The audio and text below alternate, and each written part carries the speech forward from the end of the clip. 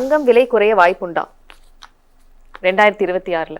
தங்கம் விலை வந்து இப்போதைக்கு அவர் என்னைக்காவது ஒரு நாள் குறையிறச்சு போய் வாங்கிக்கிட்டோம்.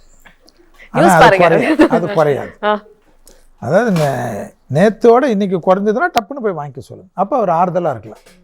நேற்று விற்றுது 1,00,000 ரூபாய், ஆனால் இன்னைக்கு 99,900 வந்திருக்கு.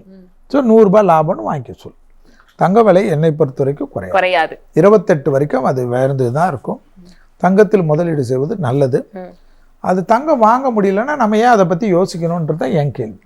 வாங்க முடிஞ்சவங்க அதை பற்றி யோசிக்கணும். குறையுமான்னு புலம்பக்கூடாது. குறையுமா புறப்படுறது எப்படின்னா, எனக்கு சம்பளம் அதிகமாக வருமானு தானே ஒரு நிறுவனத்தில் போகிறீங்க. இந்த நிறுவனத்தோட அந்த நிறுவனத்தில் கொஞ்சம் கம்மின்னா நீங்கள் போவீங்களா? இங்கே ஆங்கராக இருக்கீங்க, வாமா என் நிறுவனத்தில் கூப்பிடுறாங்க.